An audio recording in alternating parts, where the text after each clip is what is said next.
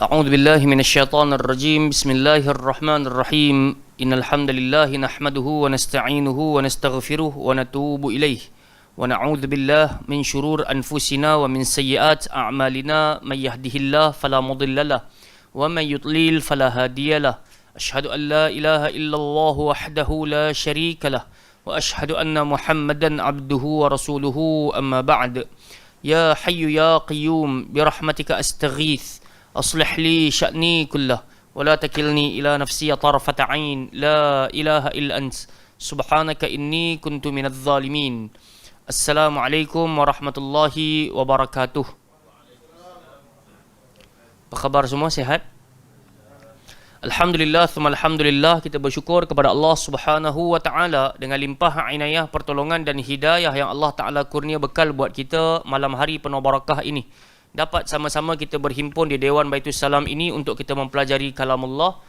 Semoga kesungguhan dan kesanggupan kita hadir di kala ini Allah Ta'ala hitung sebagai amal saleh dan dengannya mudah-mudahan kita dimasukkan ke dalam Jannatil Firdausil A'la.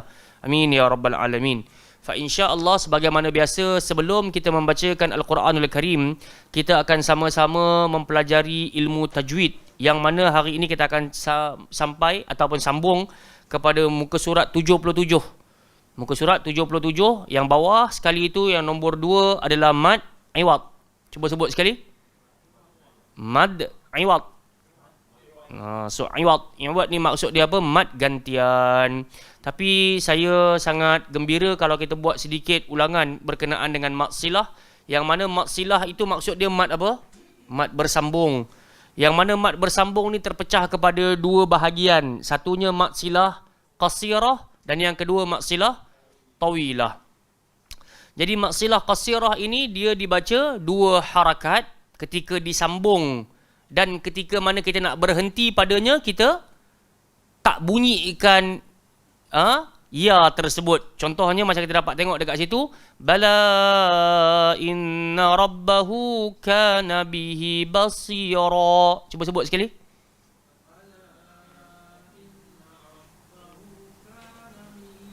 Tak jumpa lagi ke? Muka surat 76 Syahirnya muka surat berapa?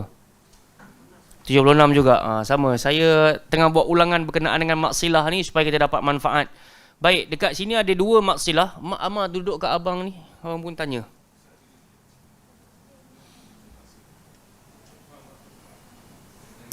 Okey, jadi kita dapat lihat dekat sini maksilah ada pada perkataan rabbahu, ada waw kecil, dan juga bihi ada kepala ya. Jadi kita kena baca dua harakat kalau kita nak sambung. Bala inna rabbahu kana bihi basira. Cuba sebut sekali lagi.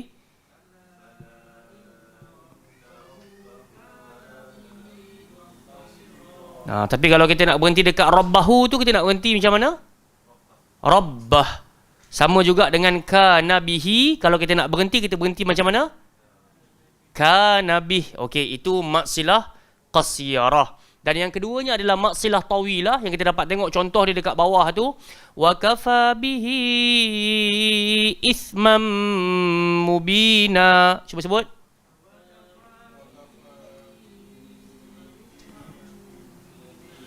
So kita tengok atas kepala ya tu ada alamatul mad. Tanda mad yang macam bulu kening tu kan. Jadi kenapa bulu kening tu ataupun alamatul mad diletakkan di atas kepala ya? Sebab selepasnya dia bertemu dengan huruf hamzah. Jadi once kita baca, kita nampak waqafa bihi, berapa harakat nak kena baca Syahir? 4 atau 5 harakat. Okey, itu sebatas yang kita dapat sentuh sebagai ulangan. Jadi once kita nampak ada kepala ya, ada waw kecil, nama dia mad. Mad apa, Syarul? Maksilah. Maksilah maksud dia mad bersambung. Okey, settle yang itu. Kita tak nak buat ulangan panjang-panjang. Kita tak nak peningkan kepala kita. Baik, malam ni kita akan masuk kepada mad iwad. Mad iwad ni benda mudah lah sebenarnya. Kita dah biasa jumpa dia. Tapi kadang-kadang kita tak tahu tu nama dia mad iwad. Mad iwad ni maksud dia mad gantian. Apabila tanwin baris 2 di atas terletak di huruf akhir kalimah. Apa maksud kalimah? Perkataan. Bila di sana adanya tanwin baris 2 di atas, terletak di huruf akhir kalimah kata nama am, dan pada ketika bacaan berhenti padanya, maksudnya kita nak berhenti dekat kalimah tu, maka tanwin baris 2 di atas hendaklah dibaca dengan baris 1 di atas serta mat dengan 2 harakat. Tetapi apabila menyambungkan bacaannya dengan huruf yang berikutnya, hendaklah memperhatikan hukum bacaan tanwinnya. Okey, kita tengok contoh dia. Sebut sama-sama. Hakiman. Maka kita pun baca Hakima. Jadi once kita nak berhenti kan, wa kanallahu aliman hakima. Jadi kalau saya katakan, Abang Zul tolong carikan mat iwad, so dah boleh nampak tak dekat mana? Tanwin yang duduk dekat hujung kalimah. So kita baca Hakima, baru dia jadi mat iwad. Tapi kalau tiba-tiba kita pergi sambung pada yang berikutnya, dia tak jadi mat iwad dah. Boleh faham tak? Dah sampai hujung ayat tapi nafas kita ni panjang, kita nak sambung terus ayat berikutnya, maka dia dah tak jadi mat iwad. Tengok huruf selepas tu, kalau dia bertemu waw, maka kita jadilah dia idgham ma'al gunnah. So dia kena masukkan. Tapi once kita nak berhenti, dekat situlah dia baru jadi mat iwad. Kita tengok contoh yang kedua, syai'an. Kalau nak berhenti baca macam mana? 2 harakat. Jangan berhenti handbrake. Jangan berhenti syai'a. Tak boleh. Dia kena syai'a. Sebut. Okey, cantik. Mengikut kaedah bahasa Arab, ditambah huruf alif pada akhir kalimah kata nama am seperti di atas, kecuali kalimah huruf akhirnya alif maksurah berbentuk huruf ya. Okey, kita tengok contoh dia dekat belakang tu. Muka surat 78, cuba sebut hudan. Kalau nak berhenti, huda. Barulah dia jadi mat iwad. Yang kedua pula, musallan. Maka dibaca dengan musalla. Cuba sebut. Dan huruf akhirnya hamzah, di mana huruf sebelumnya adalah huruf mad alif. Contohnya, ma'an. Walaupun kita dah bagi tahu ni, tolong ingat baik-baik, hamzah sahaja special. Kalau selepas dia tidak ada alif sekalipun, kalau kita nak berhenti, ma'a. Sebut. Boleh tak itu? Nampak hamzah tu, atas dia ada fathatain, baris 2 di atas. Tapi isunya lepas hamzah tu tak ada batang a, tak ada batang alif macam hakiman tadi tu, macam syai'an. Dia hamzah seketoi aja. Tapi kalau nafas kita nak berhenti dekat ma'an, kita tak berhenti ma'. Tak. Kita kena berhenti ma'a.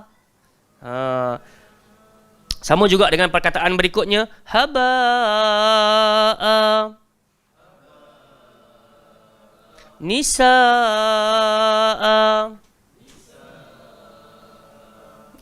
Boleh tak? Jadi itu juga dinamakan sebagai mad iwad. Mad iwad, mad ganti. Iwad, ain, waw, dot. Ada contoh dia tulis kat situ. Iwad. Baik. Tidak ditambah huruf alif pada hujung kalimahnya. Namun begitu ia tetap dibaca 2 harakat pada ketika berhenti bacaan padanya. Inilah dia yang dia nak nampakkan pada kita. Walaupun selepas hamzah tak ada batang alif, tapi tetap time kita nak berhenti, kena baca berapa harakat pun? 2 harakat. Dan kena baca fathah sahaja. Tidak baca fathatain. Fathatain maksud dia apa, Syarul? Baris 2 di atas. So kita baca fathah sahaja. Ma'a. Gitu sahaja. Jangan bagi bunyi an pula. Okey, kita tengok pula. Melainkan huruf akhirnya adalah ta marbutah, berbaris 2 di atas, atau ia berbaris apa bentuk pun, apabila berhenti bacaan padanya, dia dibaca dengan ha bertanda sukun tanpa mad. Contoh perkataan rahmatan. Kalau nak berhenti kita sebut apa, Yati? Tak. Rahmah. Boleh tak? Dia tak ada contoh. Ada contoh kat sini. Ada contoh kat bawah ni. Saya tak perasan. Okey, sebut sama-sama. Jannatun. Maka kita nak berhenti, kita sebut jannah. Rahmatan. Kalau kita nak berhenti, kita sebut. Okey, jelas tak? Barakallahu fikum. Jadi itulah yang disebut sebagai mad iwad. Selalu kita kata, saya kira lah Abang Zul ke Syahir ke AT ke kan, kita dah biasa jumpa dalam Quran. Cuma kadang-kadang kita tak tahu nama dia apa. So, kalau berhenti, dia terus jadi mad iwad. Tapi kalau dia bersambung, kita kena tengok tanwin tadi bertemu dengan huruf apa. Boleh jadi izhar, boleh jadi idgham, boleh jadi ikhfa. Tapi kalau dia berhenti, dia terus jadi mad iwad. Okey, selesai. Kita pergi kepada yang ketiga, mad faraq. Cuba sebut. Dia sepatutnya mad farqun lah. Tapi kalau kita nak waqaf, kita sebut mad faraq lah kan. Iaitu mad memperbezakan dan juga mad istifham, mad pertanyaan. Dia ada dua lagi. Mad istifham dengan mad faraq. Baik, kita tengok sama-sama. Mad terdapat pada huruf hamzah istifham pertanyaan di awal kalimah pada ketika pertemuannya dengan huruf hamzah bersambung untuk membezakan antara ayat pertanyaan dan ayat penyataan ataupun pemberitaan. Maka bacaan hamzah istifham dimatkan dengan 6 harakat kerana huruf hamzah bersambung ditukar menjadi huruf mad alif dan diikuti huruf lam bertanda sukun. Ia juga dinamakan mad lazim kalimi. Jenis mad ini hanya terdapat pada 3 kalimah dalam Al-Quran. Yang ni kita dah sentuh dah dulu dah. Pada mad lazim. Tapi dia ada nama lain dia, iaitu mad istifham. Okey, jom kita sebut sama-sama. Allahu. Okey, dengar baik-baik. Saya tahu benda ni dia akan menyebabkan kita sedikit bingung. Tapi sekurang-kurangnya kita kena tahu kenapa bila ada hamzah dekat depan, kita kena baca 6 harakat. Dengar Sebab dia kata dekat kita, dekat sini sebenarnya ada 2 hamzah. Sepatutnya bunyi dia macam ni. Allahu. Itu sepatutnya bunyi dia. Tapi bila hamzah yang pertama, hamzah istifham ni maksud dia adakah. Istifham tu soalan. Jadi dia tanya, adakah Allah? Yang pertama tu maksud dia adakah. Allah lah. Adakah Allah? Allahu khair. Adakah Allah lebih baik ataupun apa yang mereka sebut lah kan. Jadi bila hamzah yang pertama ni hidup, dia bertemu dengan hamzah wasal nama Allah tu, alif lam ha. Alif tu alif mati. Boleh tak? Hamzah pertama hidup, dia nak bertemu dengan hamzah wasal. Makanya pada ketika itu dia akan mencantumkan, dia jadikan satu. Tapi bila dia jadikan satu, dia baca 6 harakat. Allahu. Cuba sebut sekali lagi.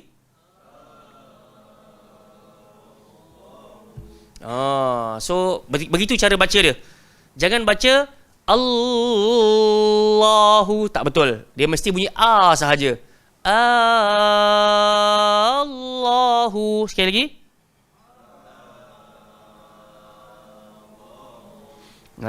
Yang kedua pula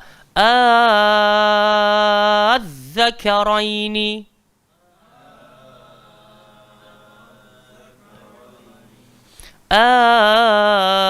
Al-ana. Semua ni, tiga-tiga ni bawa kalimah, bawa makna adakah. Jadi adakah, selepas tu kan kita tengok al-ana, adakah sekarang. Soalan ni adakah sekarang. Tapi bila bahasa Arab, sekarang maksud dia al-an. Sekarang lah al-an, kita biasa dengar kan. Mata turidu an tusafir ila Makkah, kita pun sebut al-an, sekarang. Tapi kalau saya bertanya, al-ana tusafir ila Makkah, adakah sekarang kau nak pergi ke Mekah? Betul juga. Tapi dari sudut tilawah, bila hamzah yang pertama bertemu dengan hamzah yang kedua, maka dia akan gabung dan dia akan datangkan alamatul mad. Nak tunjukkan kepada kita itulah mad istifham, mad pertanyaan. Adakah sekarang kau akan pergi ke Mekah? Al-ana tusafir ila Mekah. Macam tu. Tapi kita tak baca Quran lah. Kalau sembang macam tu dengan orang Arab, dia pun tepuk dahi. Hang sembang aku ni nak sembang Quran kan? Nak tanya aku. Boleh faham tak? So macam tu. Tilawah, istilawah lah. Kalau sembang, sembang lah. Hatta kita pun tahu orang Arab, kalau kita sembang bahasa Arab fusha pun kadang-kadang mereka senyum. Kan? Ila aina turidu an tadhhaba. Kalau depa dengar pun depa aduh mak ai. Kan? Pasal kita duduk sana dia dah tak pakai ila aina turidu an tadhhab. So dia orang sebut apa itu? Nak pergi mana? Kan bahasa Arab. Fintroh. Itu je. Kan? Dia fintroh.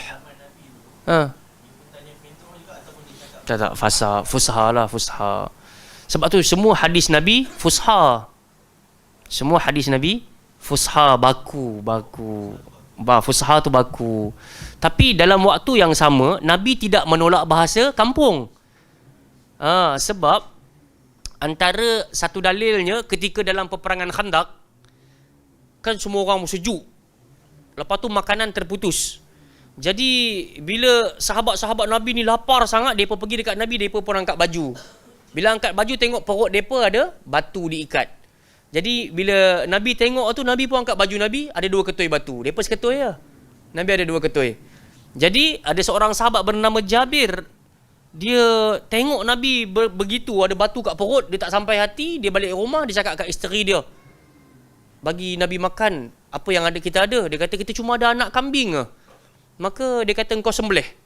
Masak, aku nak pergi bagi tahu Nabi yang kita ada sediakan jamuan.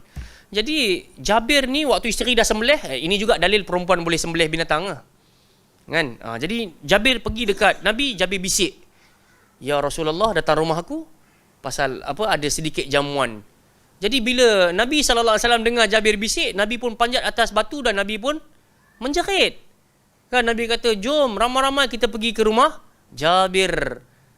Sebab Jabir telah buat kepada kita makanan. So bila Nabi panjat dekat atas batu tu, sebenarnya Nabi guna bahasa Yaman pasar, bahasa pasar Yaman. Nabi SAW sebut apa kalimah dia, saya dah terlupa dah. Tapi memang kalimah tu tak digunakan oleh orang Arab Madinah. So Nabi SAW sebut faqad sana'a Jabir thawran. Thawr tu. So thawr tu jamuan besar-besaran. Thawran. Ya akhla Khandaq qumu. Saya dah ingat dah. Nabi jerit atas batu, Nabi jerit, "Wahai seluruh penduduk Khandaq, jom kita pergi rumah Jabir." Sebab Jabir buat thawra. Jabir buat jamuan makan. Jadi Jabir terketar-ketar lah. Ada seekor kambing je pun. Anak kambing pula tu. Jadi Nabi kata, "Jangan engkau turunkan makanan tersebut sampai aku bagi isyarat." Jadi bila makanan tu tinggal tulang, Nabi pegang keluar daging. Nabi pegang tulang keluar daging. Nabi pegang tulang keluar daging. 1000 orang dapat makan kenyang semua orang. Seluruh penduduk Khandaq. Jadi kisah ni kita boleh dengar dekat peristiwa Khandaq lah biasanya kan. Tapi perkataan thawran tu orang Arab tak biasa guna. Arab Madinah. So menunjukkan Nabi tidak menolak fusha ataupun bahasa pasar luar lah. Yaman. Ada je lah maksudnya perkataan-perkataan yang diguna oleh baginda sallallahu alaihi wasallam. Tapi kalau bahasa Quran dengan hadis semuanya fusha. Jarang ada apa kita panggil ammi, bahasa kampung. Jadi kita berpatah balik kepada cerita kita ni, tak adalah orang-orang Arab kalau bersembang, adakah sekarang tu dia pergi baca 6 harakat tengah-tengah bercakap ni kan. Kawan tu pun ternanti-nanti sampai 6 dia hitung kan. Hang nak tanya aku je pergi Mekah ke tak pergi Mekah ni kan, awak yang sampai 6 harakat tu kan. Tu kalau bersembang cerita lain, kalau baca Quran cerita lain. Dalam Al-Quran Resam Usmani terdapat alamatul mad. Alamatul mad maksud dia tanda mad. Terletak di atas huruf mad alif, asalnya hamzah bersambung, sebagai dalil menunjukkan bacaan mad padanya adalah lebih utama daripada bacaan tashil menurut Tariq ataupun menurut Tariq Syatibi. Yang ni kita tak payah ambil pot sangat pun tak jadi masalah. Bila Hafs an Asim punya cara bacaan, kita bacalah dengan 6 harakat. So yang perkataan Allahu, selain nama dia mad istifham, nama dia adalah mad lazim kalimi muthaqqal. Okey, sama juga dengan adz-dzakarain, mad lazim kalimi muthaqqal. Al-ana, mad lazim kalimi mukhaffaf. Tapi nama lain dia, kalau orang tanya apa nama lain bagi mad lazim kalimi mukhaffaf, kita boleh sebutlah mad istifham. Okey, itu nama lain je. So benda-benda ni tak tahu tak apa. Yang penting kaedah bacaan kena betul. Okey, ada apa-apa soalan sebelum kita baca Al-Quranul Karim? Bismillah.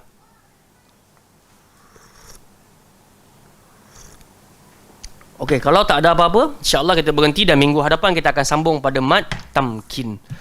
Jom kita sambung pada bacaan Al-Quranul Karim kita. Hari ini kita akan sentuh pada ayat yang ke 171. Okey, betul. Muka surat 72 ayat 171. Ammar Mujahid mai duduk baca Quran. Ammar Mujahid. Hai, tak dengar. Ammar Mujahid. Mai duduk sini baca Quran. Okey, kita akan mulakan dengan ayat 171 sampai 173 ni lah, insya-Allah. Jadi bacalah Al-Quran dengan hati, jangan baca Al-Quran dengan nafsu, tenang-tenang dalam pembacaan dan juga sebutan. Okey, boleh tolong dia? Muka surat 72 ayat 171. Okey, kita mulakan insya-Allah. A'udzu billahi minasy syaithanir rajim.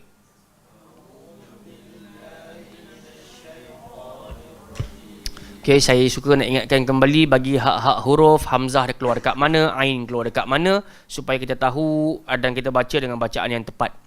A'udzu billahi minasy syaithanir rajim.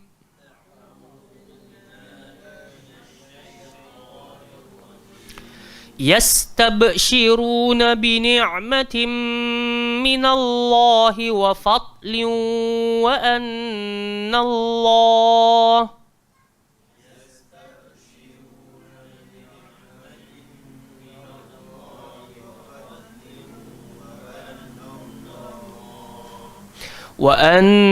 Allah la yudhi'u ajral mu'minin.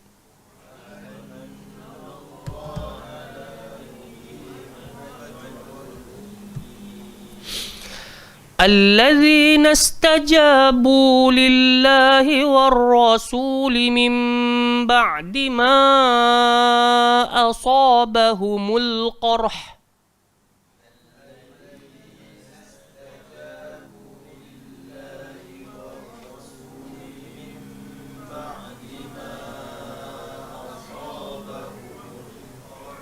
قرح.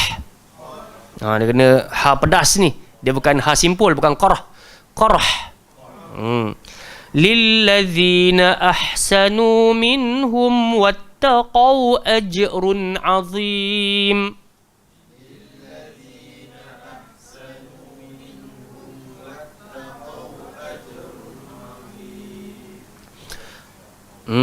الذين قال لهم الناس إن الناس قد جمعوا لكم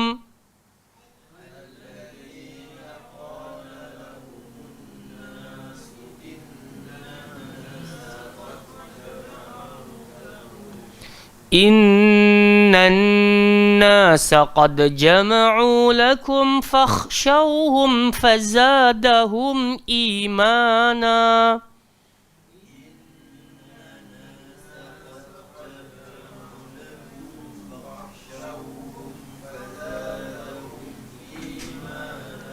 وقالوا حسبنا الله ونعم الوكيل.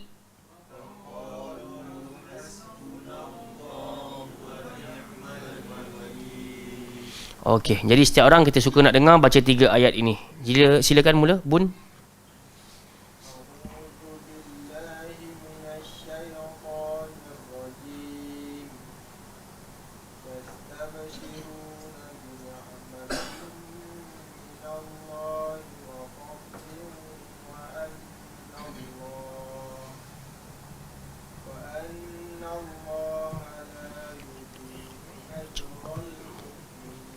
Bagus.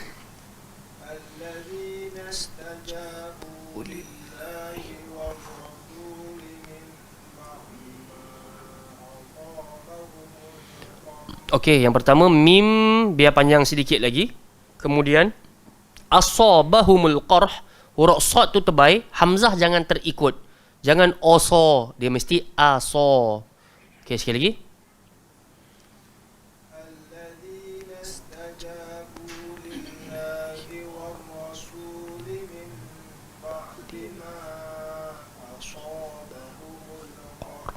Kat mana tak kena? Sikit je lagi. Bahumula jangan ada.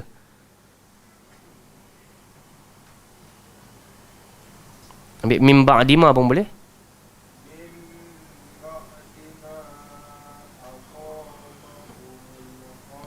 Hmm.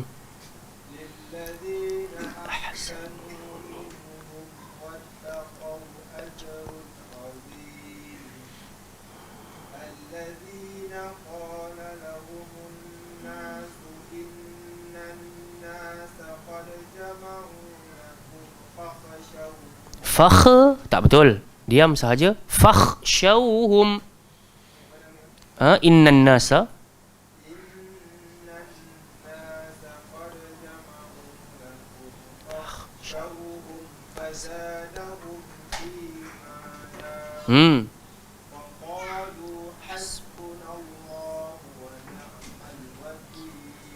Barakallahu fiik. Silakan Syarul.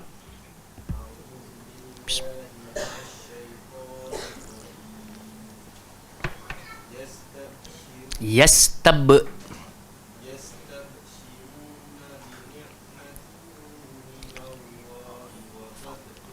Wafad tak boleh, diam je. Wafad liu. Ada lagi tu, diam je. Wafad liu.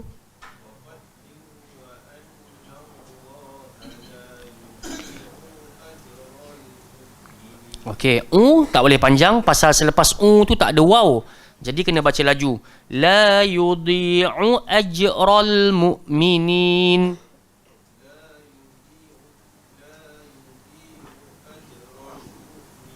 Bagus. Gigit lidah. Allazi.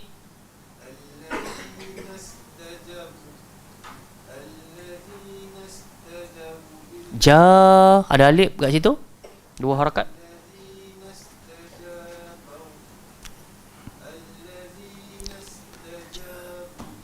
Allazina istajabu lillah.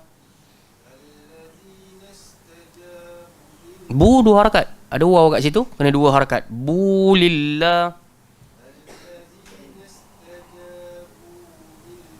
Betul.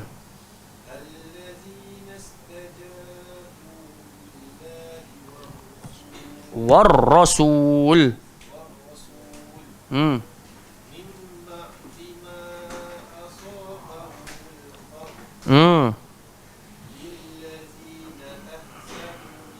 Nu ada waw kat situ, kena 2 harakat.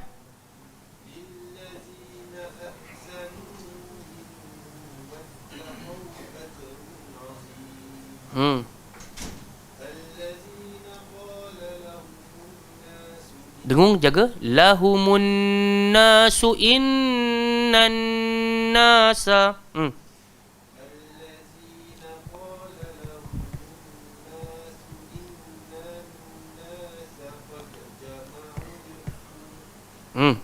Qad jama'u lakum.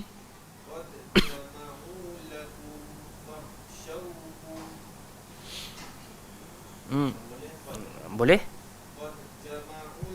Bukan la'ul. Qad jama'u lakum. Bukan. Qad jama'u lakum.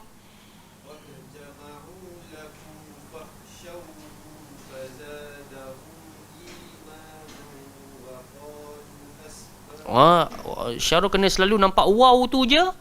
Mesti dia kena 2 harakat. Jangan waqalu has tak boleh. Waqalu hasbunallah.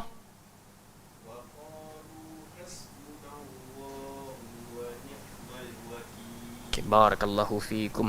Yang jaga dengung. Lepas tu saya perasan tadi kalau asal jumpa waw saja, jangan pendek. Jangan laju. Dia kena 2 harakat. Melainkan kalau tengok contoh bila kita baca surah Al-Kafirun kan, qul ya ayyuhal kafirun la a'budu ma ta'budun wala antum 'abiduna ma a'bud wala ana. Kalau atas batang alif tu ada tanda bulat o tu, baru kita baca 1 harakat. Tapi kalau atas batang alif tu tak ada tanda o tu, kita kena baca 2 pasal dia consider mad asli. Tadi alif ada o tu dia panggil alif ziyadah, alif tambahan.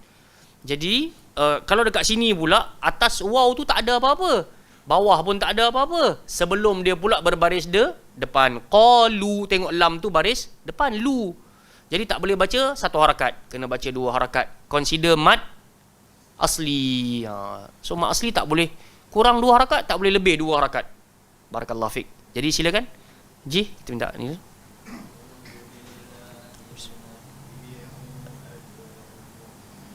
Nampak ain tu selepas dia ada waw ke tak ada? Wala yudhi'u. Ada waw ke tak ada waw? Tak ada. Bila tak ada waw, tak bolehlah baca dua harakat macam tadi. So kena wala yudhi'u ajral. Yudhi'u tak boleh. Wala yudhi'u ajral. Tak boleh baca macam tu. Okey, silakan. Wa annallah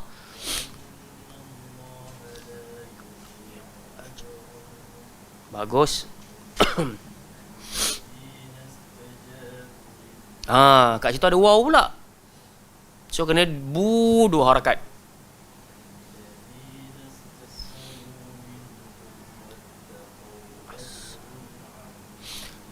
Satu lagi, ini ingatan untuk semua. Hati-hati pada selepas hamzah, selepas ha ada huruf sin. So kita kena bagi ha tadi tu. Lilladzina satu hal, baru kita pergi kepada sanu. Lilladzina ahsanu. Sebab ada orang kalau dia tak ambil, dia tak cakna, dia akan sebut as-sanu. Hak tu bahaya. Dia kena bagi hak dulu. Dia sama macam perkataan nafsun ataupun nafsin. Ramai orang fa terus masuk dekat dalam sin. Nafs tak betul. Dia kena nafsun an nafsin. Samalah dekat sini. Ahsanu, jangan pergi ahsanu. Okey. Sekali lagi hati, lilladzina ahsanu.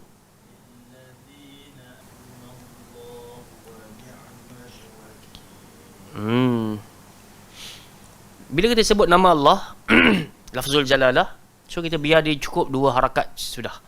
Wa qalu hasbunallahu wa ni'mal wakil. Tadi yang berlaku apa? Iti baca lebih setengah harakat. So wa qalu hasbunallahu wa dia jadi kurang tepat. Walaupun tidak mengubah maksud, tetap dipanggil lahan khafi, kesalahan tersembunyi. Jadi cukupkan dengan dua harakat sahaja. Hasbunallahu wa ni'mal wakil. Okey, boleh. Okey, silakan. Amar. Dua je. Wa qalu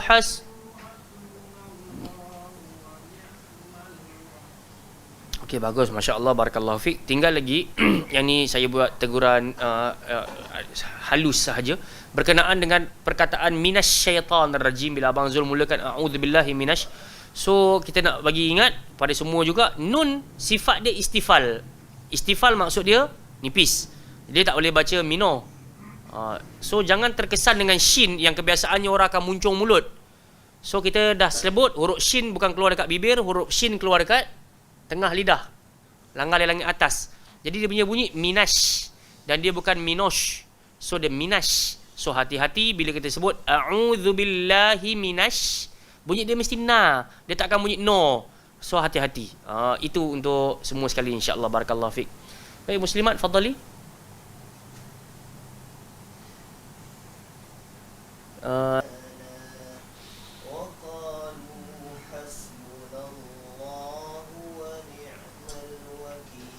InsyaAllah, barakallahu fiik. Bacaan bagus, barakallahu fiikum. Baik, saya baca sekali imbas, kemudian kita ambil manfaat daripada pembacaan pada malam hari ini. A'udzubillahi minasyaitanir rajim. Yastabshiruna bi ni'matin minallahi wa fadlin wa anna Allaha la yudhi'u ajral mu'minin. الذين استجابوا لله والرسول من بعد ما أصابهم القرح للذين أحسنوا منهم واتقوا أجر عظيم الذين قال لهم الناس إن الناس قد جمعوا لكم إن الناس قد جمعوا لكم فاخشوهم فزادهم إيمانا وقالوا حسبنا الله ونعم الوكيل. Tiga ayat yang kita bacakan pada malam hari ini masih lagi bercerita tentang dua ayat yang sudah, iaitu berkenaan dengan orang-orang yang mati ataupun orang-orang yang gugur syahid di jalan Allah. Di mana Allah Ta'ala kata kepada kita, wala tahsabannal ladzina qutilu fi sabilillahi amwata. Jangan pernah engkau sangka orang yang mati berjuang di jalan Allah mereka itu sedang mati. Bal ahya'un 'inda rabbihim yurzaqun. Bahkan mereka sedang hidup dalam posisi dan kondisi senantiasa diberikan rezeki ke atas mereka. Dan urusan tersebut, kata Allah, farihin, mereka rasa seronok. Bima atahumullahu min fadli, dengan apa yang Allah Ta'ala kurniakan kepada mereka dengan kelebihan Allah, dari kelebihan Allah. Wa yastabshiruna billadzina lam yalhaqu bihim min khalfihim, dan bergembira terhadap orang-orang yang masih tinggal di belakang. Mereka jauh lebih gembira daripada orang yang sedang hidup, yang tak meninggal lagi. Kemudian Allah kata, alla khaufun alaihim walahum yahzanun. Dan kita dah pernah cerita pada pertemuan yang sudah, kegembiraan orang-orang yang gugur syahid di jalan Allah Azza wa Jalla ini saat berhadapan dengan Allah Ta'ala ataupun berada di alam kubur, mereka tak takut, mereka tak rasa sedih. Jadi kenapa mereka tak rasa takut? Kerana mereka bertemu dengan Allah Azza wa Jalla membawa bakul-bakul guni-guni amalan. Dan kita sedia maklum, orang yang mati syahid ni sungguh besar ganjaran di sisi Allah Ta'ala, kedudukan di sisi Allah Ta'ala. Jadi mereka bawa benda tersebut. Orang Islam kalau berjuang, dia nak gugur syahid. Berbeza dengan orang-orang non-Muslim dan juga orang-orang kafir, yang mana mereka lebih cenderung untuk tawan kehidupan. Kalau boleh jangan mati lagi, jangan mati lagi. Kemudian Allah kata, walahum yahzanun, mereka tak berasa sedih. Maksud sedih itu apa? Mereka tak sedih meninggalkan dunia ini, meninggalkan harta, meninggalkan anak dan juga isteri. Okey, itu yang kita dah syarah pada pertemuan yang sudah. Malam hari ini Allah Ta'ala sebut lagi, di antara kegembiraan mereka, yastabshiruna bi ni'matin minallah, mereka bergembira dengan nikmat-nikmat Allah, wa fadl, dan juga dengan kurniaan-kurniaan Allah ke atas mereka. Jadi selama mana mereka hidup dekat dalam kubur tersebut, maka mereka sedang berbahagia dan juga bergembira. Tapi tidaklah ada dalil mereka balik ke rumah. Kan nanti Ramadan nanti kan ada hadis-hadis pelik-pelik, arwah-arwah balik ke rumah. Dia pakai dalil apa? Inna anzalnahu fi lailatul qadr wa ma adraka ma lailatul qadri khairum min alf syahr tanazzalul malaika warruh. Dia kata roh tu kira orang matilah. Sebenarnya bukan orang mati, roh tu adalah Jibril alaihissalam. Tapi saya pernah baca satu hadis, ketika mana mereka-mereka ni gugur syahid dan mereka sedang diberikan nikmat oleh Allah Azza wa Jalla, mereka bahkan minta izin kepada Allah Subhanahu wa taala untuk kembali ke rumah nak bagi tahu dengan apa yang mereka dah dapat. Jadi malaikat kata kepada mereka, berbahagialah engkau di dalam kubur, tak payah nak sibuk-sibuk nak balik semula ke muka bumi. Ada hadis tersebut, nanti kita bawa dia punya matan insya-Allah.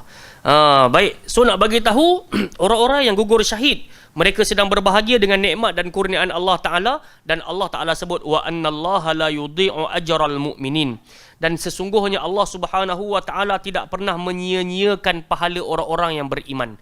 Jadi kalau hari ini kita berletih-letih, tempuh jam, tempuh hujan dan semisalnya datang ke Baitul Salam nak mengaji Al-Quran, maka ketahuilah annallaha la yudhi'.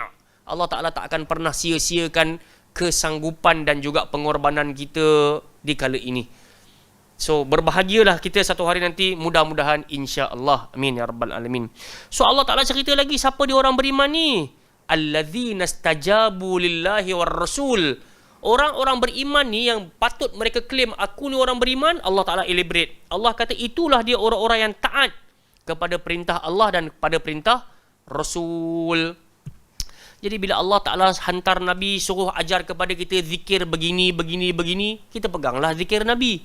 Itu jauh lebih baik daripada apa yang sebahagian guru-guru, tok-tok guru, syekh-syekh ajarkan.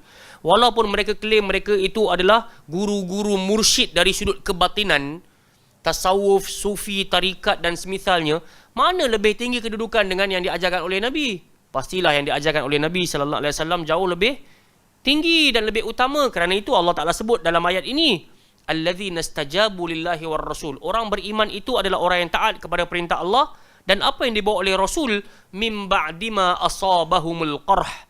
Kata Allah Ta'ala, setelah mereka mendapat luka dalam peperangan Uhud. Ni ciri-ciri yang Allah Ta'ala sebut khaslah untuk sahabat-sahabat Nabi yang berjuang dalam peperangan Uhud.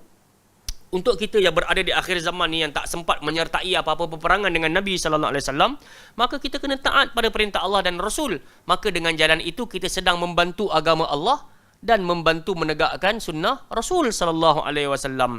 Jadi orang-orang yang terluka dalam peperangan Uhud ni berbahagia juga, kata Allah Subhanahu Wa Taala, walaupun mereka tak mati, apatah lagi yang dah mati.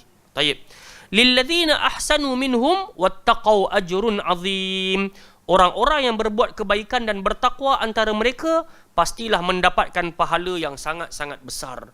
Jadi kita sedar diri, kita tak mampu dah nak bersama dengan Nabi, nak hidang makan dengan Nabi untuk Nabi, nak ambilkan qadah bekas wudu untuk Nabi, dah tak boleh nak buat. Kalau Nabi terluka, kita nak hantar ubat pun dah tak boleh dah. Tak boleh dah, pasal Nabi dah wafat. Jadi apa yang kita nak kena buat sekarang? Allah kata lilladzina ahsanu minhum wattaqau. Jadilah orang baik, jadilah orang bertakwa. Benda ni juga Nabi pernah ditanya, ya Rasulullah, apakah yang menyebabkan ramai manusia dapat masuk syurga Allah Ta'ala? Nabi kata dua hal, taqwa Allah wa husnul khuluq. Yang pertama, orang ramai boleh masuk syurga pasal dia buat apa Allah Ta'ala suruh, tinggal apa Allah Ta'ala larang. Yang kedua, akhlak dia baik. Boleh faham tak? Sebab tu kawan-kawan yang dimuliakan Allah Subhanahu Wa Taala, kita kalau sedar diri ilmu kita tak banyak, kita jagalah akhlak kita. Semoga dengan akhlak kita yang baik membolehkan kita masuk dalam syurga Allah Subhanahu Wa Taala. Kemudian Allah Taala elaborate lagi. Siapakah mereka-mereka ini yang mendapatkan pahala yang besar? Allazina qala lahumun nas. Itulah dia orang-orang beriman yang ketika mana qala lahumun nas, orang-orang kafir Quraisy berkata kepada mereka, qad jama'u lakum, tentera Quraisy, tentera kafir dah sampai ni, ramai ni, fakhshawhum, takutlah kamu dengan mereka. Sebab mereka ramai, kamu sikit. Dalam peperangan Uhud, berapa lawan berapa? Ingat lagi tak? Selalu kita duk sebut. Berapa saya? 100 700 lawan 3,000. 700 orang Islam menentang 3,000 orang kafir. Jadi mereka kata, oh mereka dah sampai tu 3,000 tu, takutlah. Tapi yang berlaku fazadahum imana, makin bertambah pula iman mereka. Dan antara ucapan mereka yang unggul dan ulung, waqalu hasbunallah wa ni'mal wakil. Sebab tu kita kena ulang selalu ayat ni, hasbunallah wa ni'mal wakil, hasbunallah wa ni'mal wakil, hasbunallah wa ni'mal wakil. Maksud dia apa? Cukuplah bagi kami Allah, dan dialah Allah sebaik-baik wakil, penolong, pembantu, pelindung. Dialah yang sebaik-baiknya. Depan kita ada 1,000,000 tentera sekalipun, kalau Allah Ta'ala takdirkan dia lindungi kita, maka 1,000,000 tadi tak akan dapat memudaratkan kita. Okay? Jadi kerana itu, inilah di antara etika beradaptasi dengan firman Allah Subhanahu Wa Taala. Bila kita baca ayat macam ni, bukan kita kata hasbunallah wa ni'mal wakil, sadaqallahul azim, habis. So kita pun tutup Quran, kita pun buat pulut kuning, telur keboi. Dia bukan macam tu etika dia. So etika dia, once kita baca ayat macam ni, oh rupa-rupanya Allah Ta'ala hantar bantuan kepada mereka, dek kerana iman mereka begitu teguh, dan mereka sebut ucapan yang mahal ini, hasbunallah wa ni'mal wakil, jauh berjuta kali lebih baik daripada hu. Lihat. Kalau ada yang mengajar gitu, tak boleh hasbunallah wa ni'mal wakil ni untuk mereka.